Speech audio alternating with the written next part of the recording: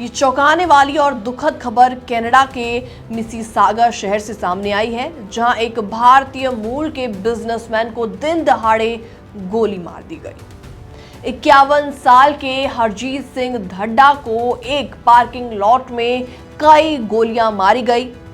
Police इसे targeted shooting बता रही है। नमस्कार, मैं हूं आपके साथ प्रेरणा कौशिक और आप देख रहे हैं एनबीटी इंटरनेशनल। हरजीत ढड्डा पिछले 27 सालों से कनाडा में रहा करते थे और एक इंश्योरेंस ब्रोकर और रिस्पेक्टेड बिजनेसमैन थे।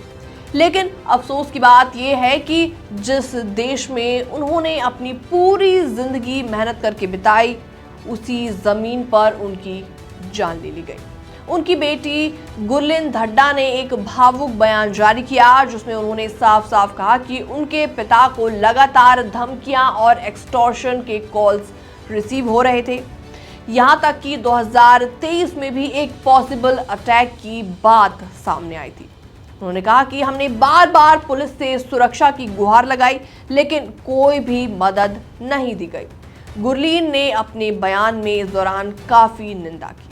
उन्होंने आगे कहा कि जिस सिस्टम पर हमें भरोसा था, वही सिस्टम मेरे पिता को बचाने में नाकामयाब रहा। गुरलीन ढड्डा ने कनाडाई सरकार पर सीधा सवाल उठाते हुए कहा, जब अथॉरिटीज ही हमें बचा नहीं पाती तो हम क्या करें? हमारी कम्युनिटी डरी हुई है, गुस्से में है। आखिर कब तक निर्दोष लोग यूं ही मारे जाते रहेंगे? अब सवाल यहां पर यह उठता है कि आखिर हरजीत सिंह ढड्डा की जान क्यों ली गई, उनको गोली क्यों मारी गई?